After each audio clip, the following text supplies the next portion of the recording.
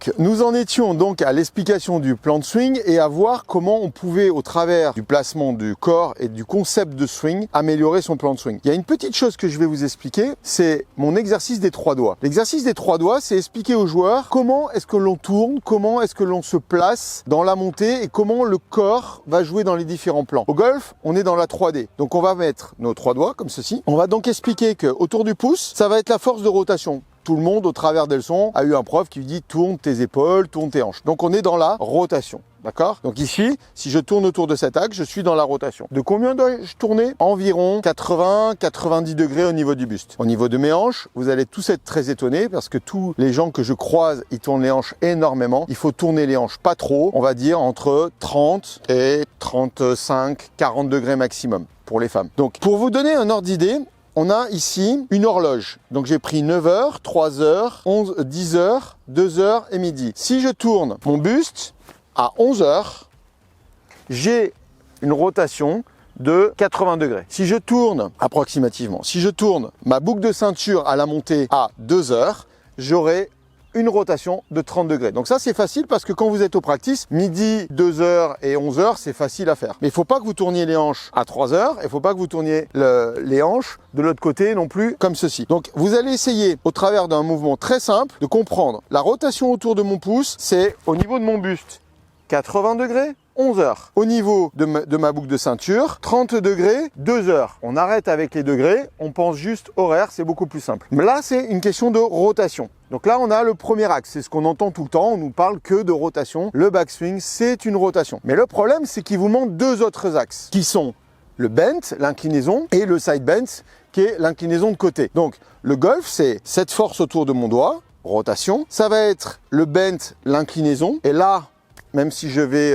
gêner certains, c'est pas très grave. Si je fais comme on m'a, par exemple, enseigné il y a 35 ans, si je garde mes angles ici, j'ai 35 degrés d'inclinaison à peu près. Si je garde ces 35 degrés, quand je vais tourner, ce qu'on appelle ne pas se relever, qu'est-ce qui va se passer si on regarde de face? Je vais avoir un buste qui, quand il va tourner en gardant les angles, va se déplacer complètement vers la droite. Et donc, va occasionner un plan de swing complètement horizontal. On est d'accord? On le voit bien ici. Si je suis là et que j'essaye de garder cet angle-là, le bend, je vais tourner et là, je vais me déplacer et donc avoir vraiment un mouvement très à plat. C'est surtout ce qu'il ne faut pas faire. Si par contre, je suis ici, que je tourne autour de mon axe là, que ici maintenant, je vais redresser mon buste. Donc oui, je me relève. Les champions se relèvent d'environ 30 degrés au niveau de cet angle-là.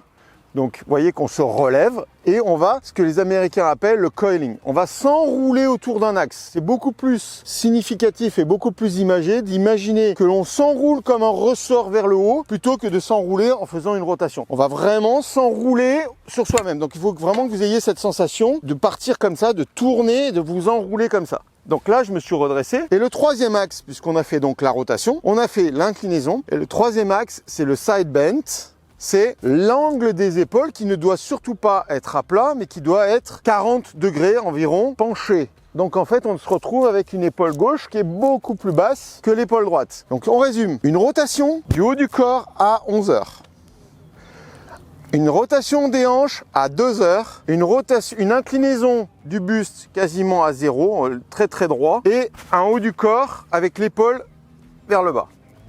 Ça, c'est la position idéale en haut de la montée. J'espère que c'est clair au niveau de ce petit exercice des 3 doigts et je pense que vous vous en souviendrez. Essayez sur les practices, vous verrez, vous allez arrêter de faire un déplacement. Donc si on fait le lien avec le thème du jour qui était le plan de swing, il est clair que quelqu'un qui a une mauvaise vision de ces 3 axes et qui ne pense qu'à tourner va obligatoirement avoir un chemin de club très intérieur plat, donc un swing très plat. Et généralement, qu'est-ce qui va se passer?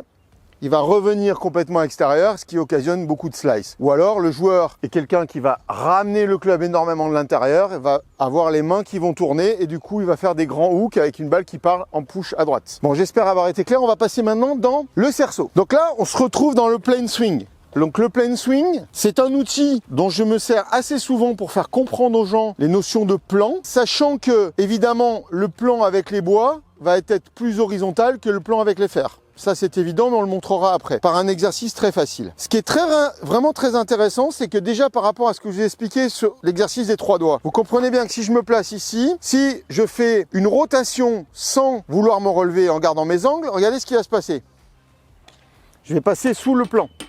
Donc le plan n'est pas bon. Si par contre, je fais un mouvement sur moi-même, ici, là je vais être dans le plan. Donc le plan, il va partir d'une position juste avec une conception du mouvement qui est bien de respecter ces 3 axes. Et n'ayez pas peur d'avoir l'épaule gauche basse. Du moment que votre buste tourne, vous pouvez avoir l'épaule basse. Petit aparté, je me souviens à Evian, d'une joueuse qui s'appelle Suzanne Petersen, qui a gagné d'ailleurs l'Evian Masters. Et je suivais cette joueuse et même moi visuellement, je trouvais qu'elle faisait un drill qui était incroyable parce qu'elle a passé les 4 jours du tournoi avant chaque coup à faire cet exercice-là.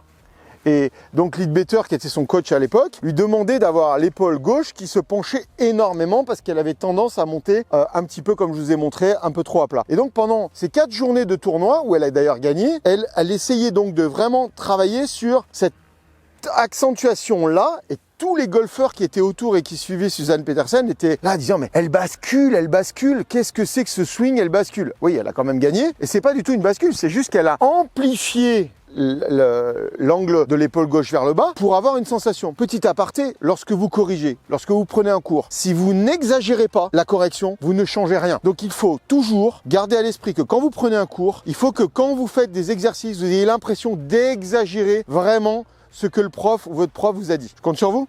Alors on continue donc dans notre plan de swing. Donc là on a un fer, j'ai un petit fer, un sandwich, donc qu'est-ce qui va se passer? Je vais être très près de la balle et donc mon swing devrait être plus vertical. Donc là je réglerai la machine pour avoir un swing plus vertical. Si j'ai un fer 7, je vais avoir un swing plus à plat. Et si je suis avec un bois, je vais avoir un swing encore plus à plat. Donc on voit bien que chaque club de votre sac va définir un plan de swing. Donc imaginez quelle est la difficulté pour un joueur qui a 14 clubs dans son sac. En fait, il a 14 plans de swing différents. Donc vous ne pouvez pas jouer en pensant vraiment je dois être plus plat, plus. Donc c'est votre position qui va influencer et votre volonté de faire le swing qui va influencer ce changement de plan. Évidemment, lorsque vous allez prendre un driver, vous n'allez pas me faire un swing comme avec un sandwich. Et par rapport à ça, je vais vous montrer un petit exercice tout simple que tout le monde va comprendre. Alors, il faut un marteau, un maillet, et j'ai mis un clou. Si je me mets devant une balle, d'accord, et que je mets le maillet à cette hauteur-là, ça serait plutôt un swing de drive. Je me tiens plus droit. Et de ce moment-là, qu'est-ce que je vais faire comme mouvement? Je vais faire un mouvement plutôt un peu à plat, et je vais revenir directement pour frapper la balle. Donc, jamais dans ce cas-là, je vais avoir ce que j'entends souvent dans les practices. Il faut que tu reviennes de l'intérieur, il faut que tu colles ton coude. Bon, donc si je fais ça, vous voyez bien que là, je ne peux pas taper la balle. C'est impossible. L'idée, ça va vraiment être, je suis ici et j'enfonce le clou. Le cerveau humain est incroyable parce que si vous donnez une info comme celle-ci, cette image-là, je l'ai testé encore hier en cours, les élèves vont tout de suite comprendre que ça, c'est le chemin direct et qu'ils ne vont pas du tout chercher à faire ça. Et alors encore moins, évidemment, à faire ça. Donc ça serait pour un swing de driver.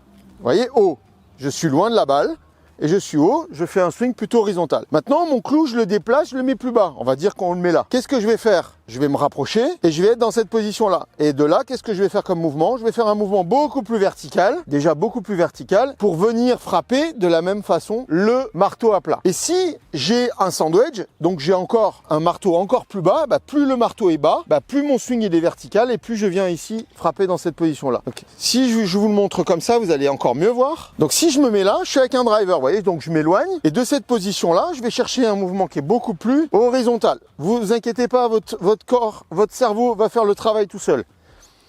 Si vous commencez à dire, faut que je monte intérieur, que je monte le club, que je ramène, ça ne marchera jamais. Laissez faire les choses. Dans cette position-là, je viens là. Dans cette position-là, je vais me rapprocher.